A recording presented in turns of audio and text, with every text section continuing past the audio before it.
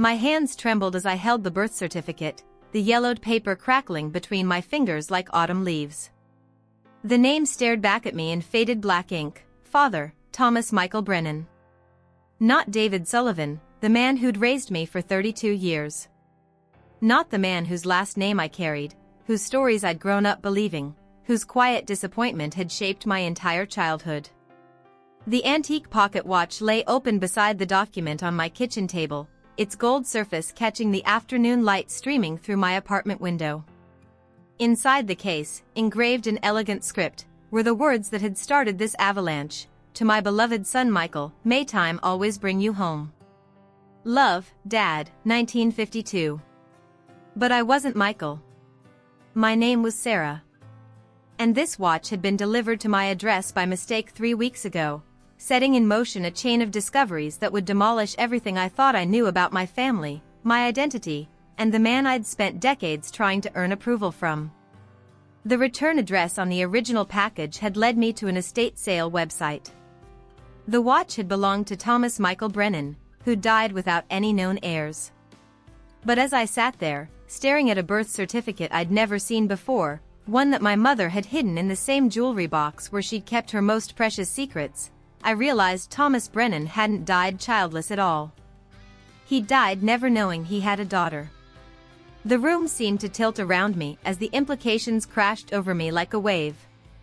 Every family photo, every birthday, every Christmas morning, all of it built on a lie that was about to change everything. 3 weeks earlier, my life had been as predictable as the morning coffee routine that started each day. I'd wake up at 6:30, brew a single cup of dark roast, and sit at my kitchen table grading papers while NPR hummed in the background.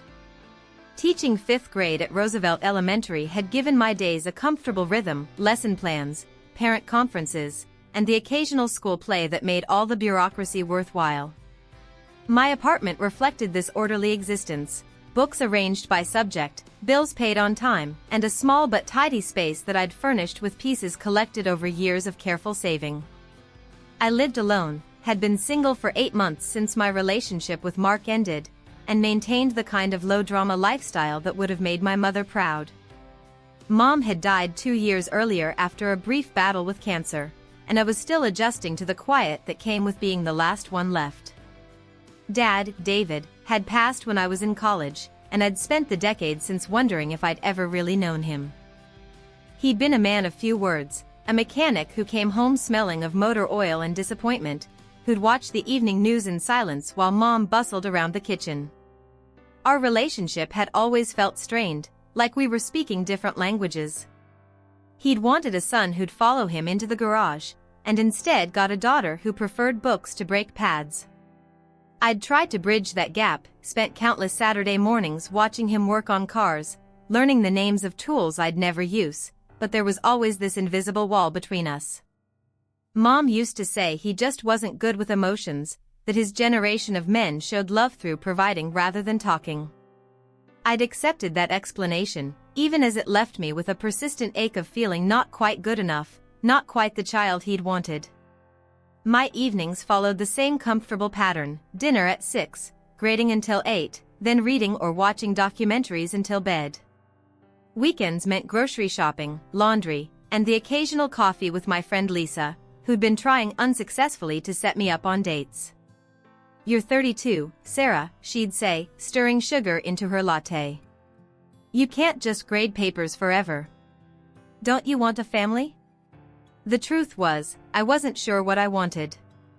I'd been drifting since Mom's death, going through the motions of living without any real direction. My job was fulfilling but not passionate. My social life existed but felt superficial. I was waiting for something to happen, some spark to ignite a life that felt more like existing than living. The package arrived on a Tuesday afternoon, delivered while I was at school by a courier service I'd never heard of. When I found it waiting outside my apartment door, I almost ignored it: a small cardboard box with my address but a name I didn't recognize: Michael T. Sullivan. The return address showed Brennan Estate Services, with a Boston postmark from 3 days earlier. I should have called the delivery company immediately, but something about the careful way the package was wrapped caught my attention. Brown paper secured with actual string, not tape, and a wax seal pressed into red wax on the back flap. It felt important, substantial in a way that made me hesitate to simply send it back without understanding what it contained. After an hour of internal debate, curiosity won. I carefully broke the wax seal, a tree with spreading branches, and peeled back the brown paper to reveal a wooden box about the size of a hardcover book. The wood was dark cherry, polished to a warm glow that suggested age and care. A small brass nameplate on the lid read T.M. Brennan, 1925 to 2023. Inside, nestled in faded burgundy velvet, lay the pocket watch. My breath caught as I lifted it from its resting place. The watch was heavier than I'd expected, solid gold with an intricate pattern etched around the edges, vines and roses intertwining in a design that seemed to shimmer in the lamplight. The chain was equally elaborate, each link perfectly crafted and connected to a small fob bearing the same tree symbol I'd seen on the wax seal. When I pressed the small crown, the case sprang open with a satisfying click that spoke of quality craftsmanship. The face was cream-colored porcelain with Roman numerals, and delicate hands that had stopped at 1143. But it was the inscription inside the lid that made my heart skip. To my beloved son Michael, may time always bring you home. Love, Dad, 1952. The script was elegant, clearly engraved by a professional jeweler, and despite the watch's age, the words were still crisp and clear. Someone had treasured this piece, kept it safe and polished for over 70 years. A folded letter tucked beneath the watch explained the mix-up. The estate services company had been tasked with locating Michael Thomas Sullivan, the sole heir mentioned in Thomas Brennan's will. They'd found my address through a database search, not realizing they had the wrong Sullivan entirely. The letter went on to explain that Thomas Brennan had died intestate regarding personal effects, with only a handwritten note expressing his wish that the watch go to my son Michael, if he can ever be found. The estate company had been searching for months before locating what they thought was the right person. As I held the watch, feeling its weight and warmth in my palm, I found myself wondering about the man who'd owned it. What kind of person treasures a watch for 70 years? What had happened to Michael, the son he'd given it to? And why did holding this stranger's most precious possession feel like touching something that had been missing from my own life? Over the next several days, the watch became an obsession I couldn't shake. I found myself taking it out during my lunch break, turning it over in my hands and studying every detail like an archaeologist examining a newly discovered artifact. The craftsmanship was extraordinary, clearly the work of a master watchmaker from an era when such things were built to last generations. The case was 18-karat gold, I discovered after researching the tiny hallmarks stamped near the hinge. Swiss movement, probably from the 1940s based on the style and the inscription date. The crystal covering the face was still perfect, without a single scratch or chip, suggesting someone had been incredibly careful with it for decades. But it was the personal details that fascinated me most. Inside the back case, almost hidden beneath the movement, I found initials scratched in a careful hand, TB and EM forever. Someone had carved those letters with a knife or sharp tool, taking care not to damage the mechanism. It was the kind of thing a young man might do when he was deeply in love, marking his most precious possession with a promise. The chain told its own story.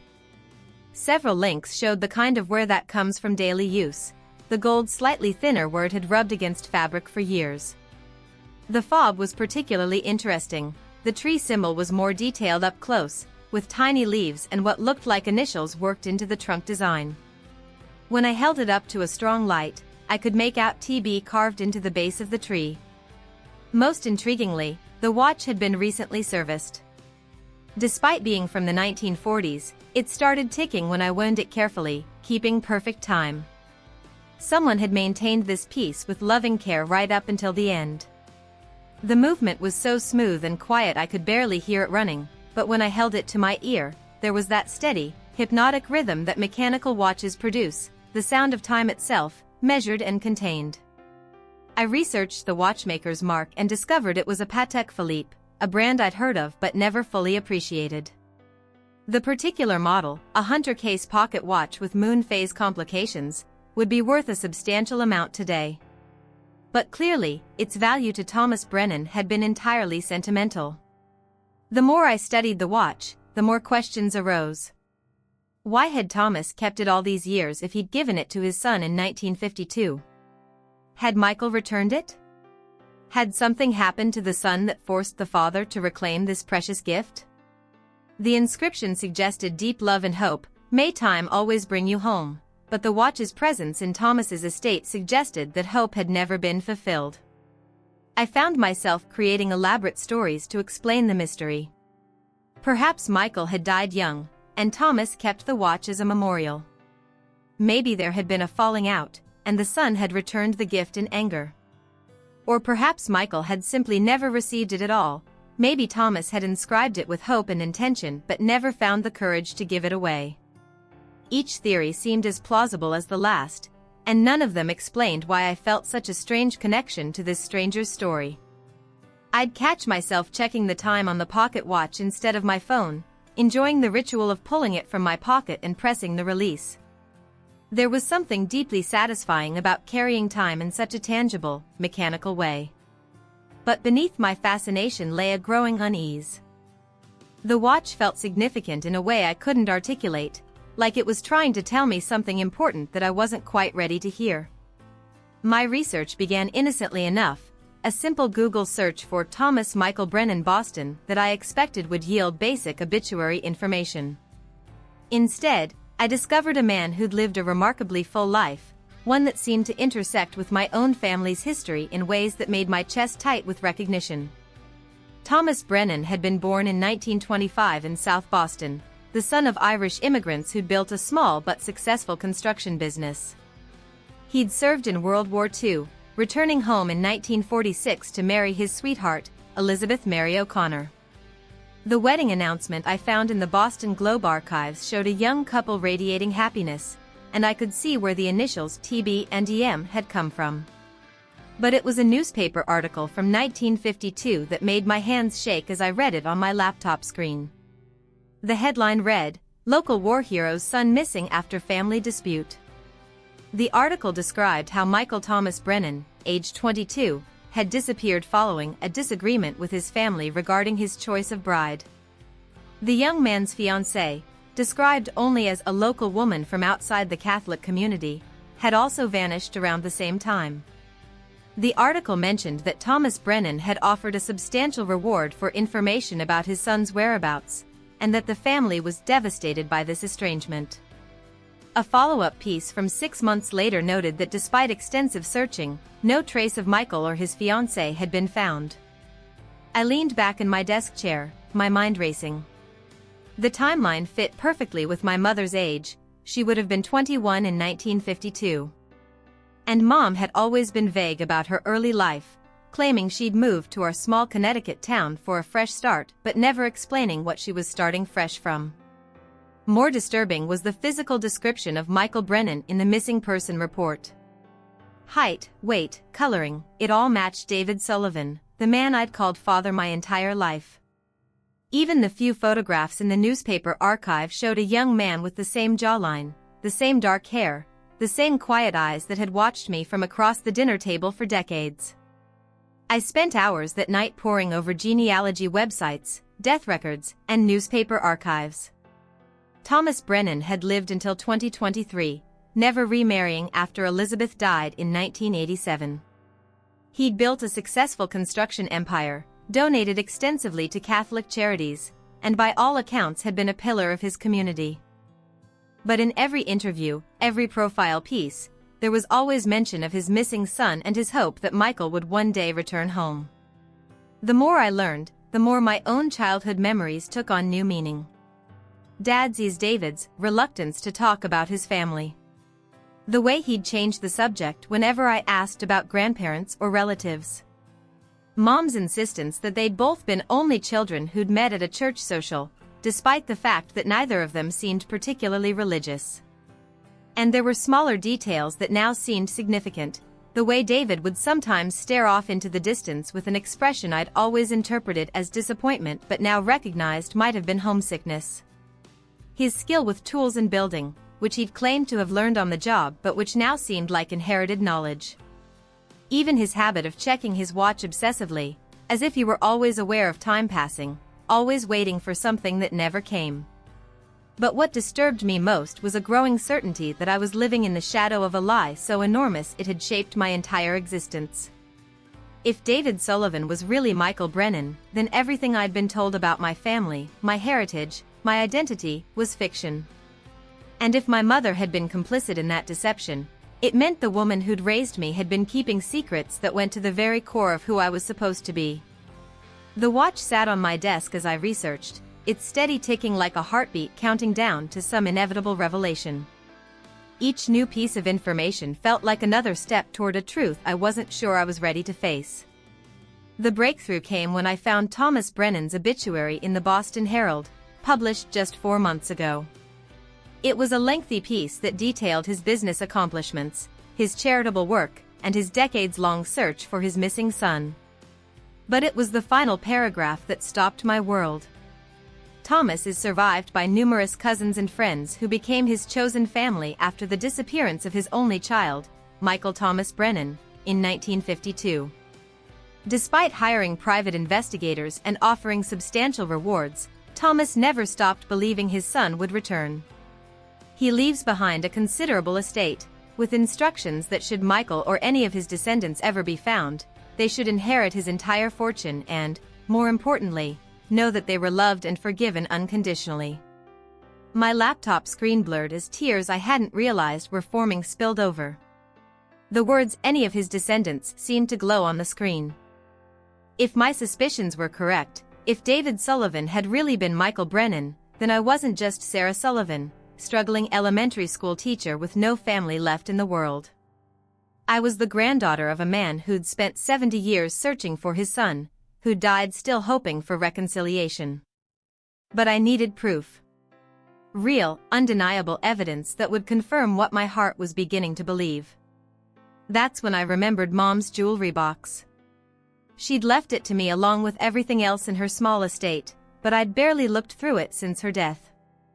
It contained the usual items: her wedding ring, a few pairs of earrings, a pearl necklace that had been her mother's. But now I wondered if there might be something else hidden inside, something that would explain the mystery that was consuming my life. The jewelry box sat on my bedroom dresser, a small wooden rectangle that played a tinkling melody when opened. I'd avoided going through it thoroughly because it still smelled like Mom's perfume, and handling her personal things made her absence feel too immediate, too raw. But tonight, with the pocket watch ticking beside me like an urgent heartbeat, I forced myself to empty it completely. I removed each piece of jewelry carefully, laying them on my bedspread in neat rows. Then I felt around the felt-lined interior, checking for hidden compartments or loose panels. My fingers found a slight give in the bottom panel. When I pressed it, a small section lifted away, revealing a hidden space I'd never known existed. Inside were 3 items that changed everything: a birth certificate, a wedding certificate, and a letter in my mother's handwriting. The birth certificate was mine, but not the one I'd seen before. This one listed my father as Thomas Michael Brennan and my mother as Elena Mary O'Connor. Not David Sullivan and Catherine Williams, the names I'd grown up with. The document was dated 1991, 9 months after what I'd always been told was my parents' wedding anniversary. But it was my mother's real name that hit me like a physical blow. Elena Mary O'Connor. EMO, the initials I'd found carved inside the watch case, paired with TB. My mother had been the local woman from outside the Catholic community that Michael Brennan had been planning to marry in 1952. The wedding certificate confirmed it. Elena Mary O'Connor and Michael Thomas Brennan married in a civil ceremony in Hartford, Connecticut, on June 15, 1952. 2 weeks after the newspaper had reported them both missing from Boston. My parents hadn't just lied about their names, they'd created entirely new identities to escape Michael's family and start fresh. David Sullivan and Catherine Williams were characters they'd invented, roles they'd played for 40 years until those roles became more real than their original selves. The letter, written in Mom's careful script, was addressed to me. My dearest Sarah, if you're reading this, then I'm gone and you've somehow discovered the truth we worked so hard to hide. I pray you'll understand that everything we did was for love, love for each other, and love for you. Michael's father couldn't accept our marriage because I wasn't Catholic, wasn't Irish, wasn't the kind of wife he'd chosen for his son. The things he said, the threats he made, we had no choice but to disappear. Michael broke his own heart leaving Boston, leaving his father, but he said it was the only way we could be together safely. We never meant to stay away forever, but years passed, and it became easier to be David and Catherine than to face the pain we'd left behind. Your father never stopped missing his family, never stopped regretting the choice we made. I hope someday you'll forgive us for the secrets we kept. You are the best thing that ever came from our love, and I hope knowing the truth will help you understand the sadness your father carried. He loved you more than you'll ever know. Mom. I sat on my bedroom floor, surrounded by the debris of my former life, and finally understood the weight my father had carried all those years. The disappointment I'd seen in his eyes hadn't been about me at all. It had been about himself, about choices he'd made as a young man that had cost him everything he'd left behind. The watch had found its way to me not by mistake, but by some cosmic justice that ensured Thomas Brennan's love would finally reach its intended destination, even if it came a generation late. The confrontation I'd been dreading wasn't with the living, it was with the dead. Standing in Woodland Cemetery at my parents' graveside 3 days later, I held the pocket watch in one hand and my mother's letter in the other, finally ready to have the conversation that should have happened decades ago. You could have told me, I whispered to the matching headstones that read David Sullivan and Catherine Sullivan, names that now felt like stage props in an elaborate performance. You could have trusted me with the truth. But even as I spoke the words, I understood why they hadn't. How do you explain to a child that their entire family history is fabricated? How do you tell your daughter that her grandfather spent 70 years searching for her father, never knowing he had a granddaughter who was growing up just 3 states away? The weight of their secret had shaped everything about our family dynamic. Dad's emotional distance hadn't been about disappointment in me, it had been about the crushing guilt of abandoning his father. Mom's fierce protectiveness, her reluctance to let me visit friends whose families might ask too many questions about our background, her insistence on maintaining a low profile in our community, all of it made sense now. They'd created David and Catherine Sullivan as a sanctuary, but they'd also created a prison. Every day they lived under false names was another day that made it harder to go back, another lie that needed to be maintained, another conversation with Thomas Brennan that might have healed old wounds but felt impossible to initiate. I thought about my father, Michael, watching the news every night, probably scanning for any mention of Boston, of his family, of the life he'd left behind. I remembered now how he'd always seemed particularly interested in stories about family reunions, fathers and sons reconciling after years apart. How he'd turn the volume up and lean forward in his chair, as if he were living vicariously through strangers who'd found the courage he'd never managed to summon. He forgave you, I told the gravestone, my voice breaking. Thomas Brennan forgave you before you even asked. He waited 70 years for you to come home, and you were too scared to pick up the phone. The breeze rustled through the maple trees overhead, and I could almost hear my father's voice, the way he'd had of clearing his throat when he was trying to find words for something difficult. I'd inherited that habit, along with his dark hair and his tendency to worry. Standing there, I made a decision that would have terrified them both. I was going to Boston. I was going to find Thomas Brennan's grave and introduce myself as the granddaughter he'd never known existed. I was going to visit the construction company he'd built, the church where he'd worshipped, the neighborhood where my father had grown up. But more than that, I was going to reclaim the name that belonged to me. Not legally, David and Catherine Sullivan were real enough in the eyes of the law, and I'd been born Sarah Sullivan according to the official records.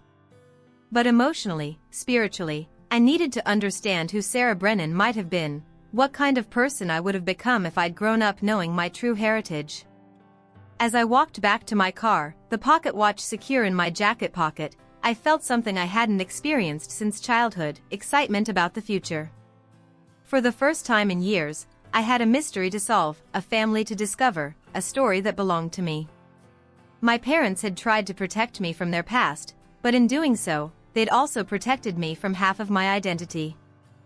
Now, finally, I was ready to meet the other half of myself, the half that carried Thomas Brennan's DNA, his values, his love for family that had survived decades of separation. The watch ticked steadily against my chest as I drove home, marking time not as loss but as possibility, each second bringing me closer to understanding who I really was.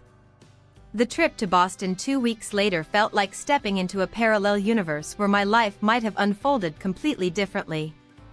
I'd taken a personal day from school and driven north through Connecticut and Massachusetts, following a route my father might have traveled in reverse 70 years earlier when he was fleeing his old life. St. Brigid's Catholic Church in South Boston was my first stop. Father McKenna, an elderly priest who'd known Thomas Brennan for decades, welcomed me into his office with the kind-eyed patience of someone accustomed to hearing confessions and family secrets. Thomas never stopped hoping, he told me after I'd explained who I was and shown him the pocket watch. Every Sunday after Mass, he'd ask if I'd heard from Michael. Even in his 90s, he'd light candles and pray for his son's safe return. Father McKen pulled out a photo album from his desk drawer. He showed me these pictures so many times I could describe them from memory. The album was filled with photographs of Michael as a boy and young man, the same face I'd known as David Sullivan, but younger, happier, surrounded by family at christenings and birthday parties and Christmas celebrations. "He looks just like you," the priest observed, pointing to a photo of Michael at about my age. "Same eyes, same stubborn chin." Thomas would have seen the resemblance immediately. We spent an hour looking through the photos and talking about Thomas Brennan, not the successful businessman or the pillar of the community, but the heartbroken father who'd blamed himself for driving his son away. According to Father McKen, Thomas had softened considerably over the years, eventually admitting that his objections to Elena hadn't been based on anything more substantial than prejudice and pride. He said he'd give anything to take back the things he said that last night, the priest explained. Michael was planning to elope, and Thomas threatened to disown him if he went through with it. He was trying to scare his son into staying, but he underestimated how much Michael loved that girl. From the church, I drove to the construction company Thomas had built. Brennan and Sons Construction still operated from the same building in Dorchester, though it was now run by Thomas's great-nephew, Patrick Brennan. When I introduced myself, Patrick's face went white with shock. "Jesus, Mary, and Joseph," he breathed, studying my features. "You're the image of Uncle Michael. Thomas would have fainted dead away if he'd seen you." Patrick spent the afternoon showing me around the business, pointing out photographs of Thomas and Michael working together in the early days.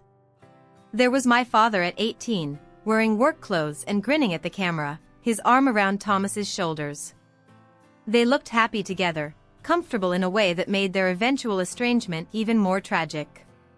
"Thomas kept Michael's toolbox all these years," Patrick told me, leading me to a storage room where dozens of construction tools were neatly organized on pegboards. Everything exactly as he left it. Thomas wouldn't let anyone else use those tools, said they'd be waiting when Michael came home. I ran my fingers over the worn handles of hammers and screwdrivers, imagining my father's hands holding these same tools, learning his trade from the father he'd eventually abandon. The tools were well maintained despite their age, someone had been caring for them all these decades, keeping them ready for a homecoming that would never happen. But it was my visit to Mount Benedict Cemetery that finally brought me peace.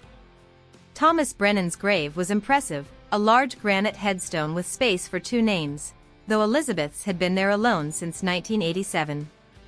Fresh flowers decorated the site, and I could see other recent visitors had left small tokens of remembrance.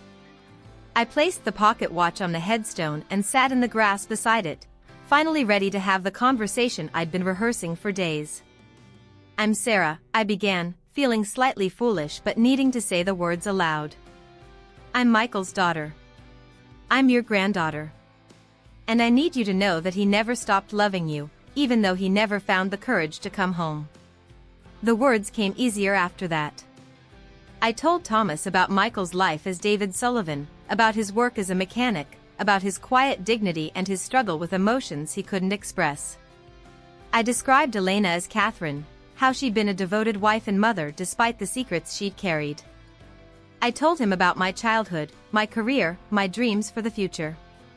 He taught me how to be strong, I concluded, surprising myself with the truth of it. He wasn't good with words, but he showed me how to keep going when things get difficult. How to build something good even when you're starting from nothing. I think you would have been proud of both of us.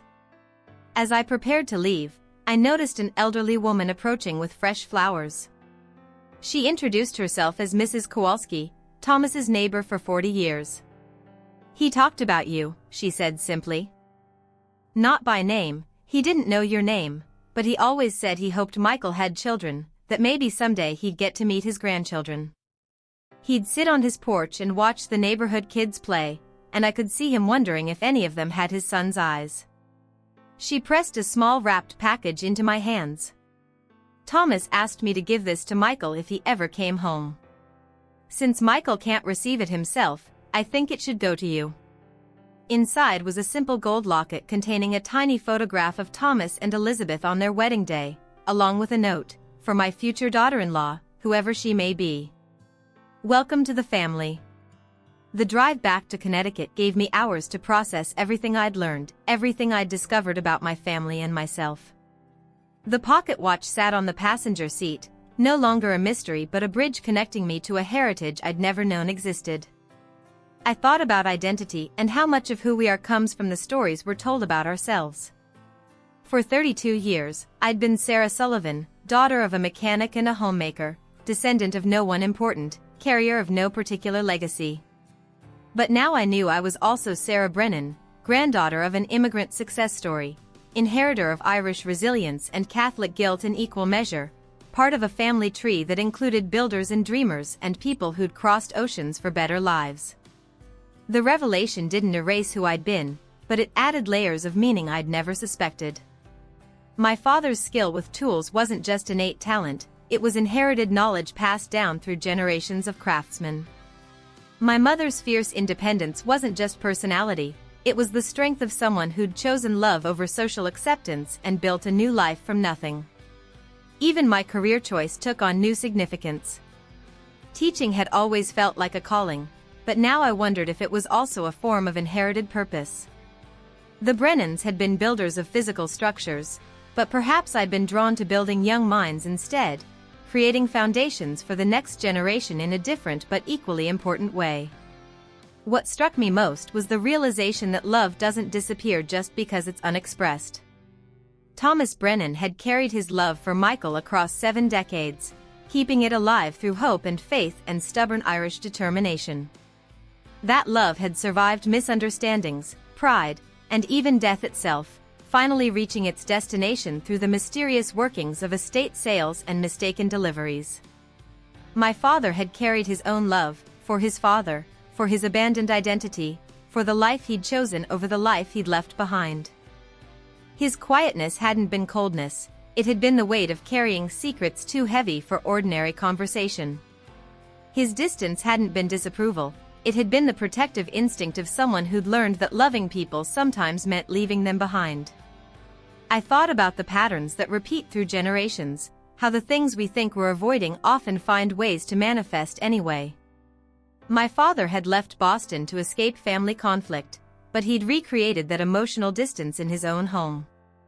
He'd changed his name to start fresh, but he'd carried his past with him in ways that shaped every relationship he built afterward.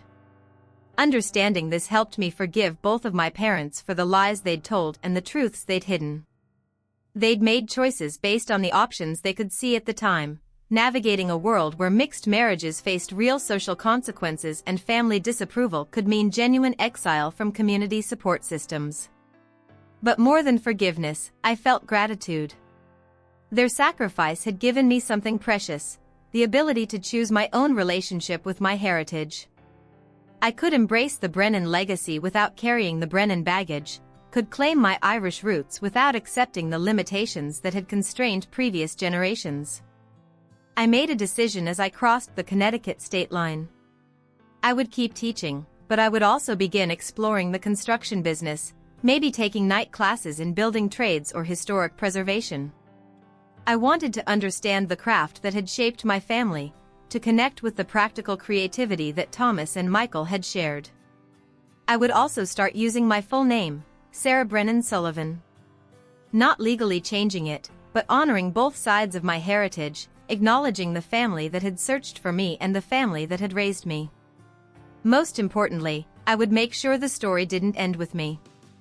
If I ever had children, they would know exactly where they came from, would grow up with stories of both their grandfather David Sullivan and their great-grandfather Thomas Brennan.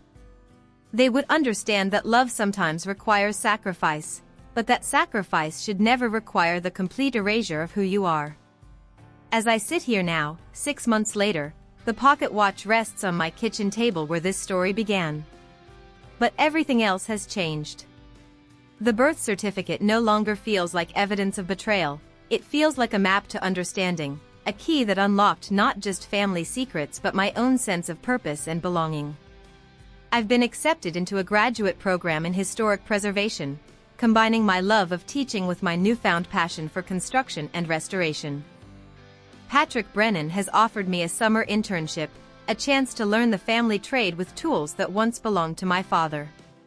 Thomas's will, it turns out, did include provisions for any descendants of Michael, and I'm using that inheritance to fund my education and to establish a scholarship for first-generation college students, kids who, like my parents, are trying to build new lives from complicated beginnings. The watch keeps perfect time now, recently serviced by the same jeweler who maintained it for Thomas all those years. I wear it to work every day, checking it during parent conferences and faculty meetings, carrying my family's history with me as a reminder that time doesn't just measure loss, it also measures love, patience, and the persistence of hope. Students sometimes ask about the old-fashioned watch, and I tell them it belonged to my great-grandfather, a man who understood that the most important things in life are worth waiting for, even when the waiting stretches across decades. Last month, I received a letter from Mrs. Kowalski in Boston. She'd been cleaning out Thomas's house, which had been left to the church, and found a box of letters he'd written but never sent, dozens of them, addressed to my dear son Michael, chronicling years of birthdays, Christmases, and ordinary days he'd wanted to share. She thought I should have them, these one-sided conversations with the son who never came home. Reading those letters, I finally understood the full weight of what my father had carried all those years. Thomas hadn't just missed him, he'd continued loving him actively, deliberately, keeping up his end of a relationship that existed only in hope and memory. Every letter ended the same way, "I'm still here when you're ready to come home." The watch had indeed brought time home, just as the inscription promised. Not in the way Thomas had imagined when he'd had those words engraved in 1952, but in the way love actually works, circuitously, mysteriously, spanning generations and arriving exactly when it's needed most. I check the time now, 11:43, the same moment it showed when I first opened it 3 weeks ago in this same kitchen. But now I know that some moments don't measure endings, they measure beginnings. The watch had stopped at the exact time my journey toward understanding my family began, and it started again the moment I was ready to carry their story forward. Thomas Brennan's love for his son had finally found its way home, carried by a granddaughter who would make sure it never got lost again.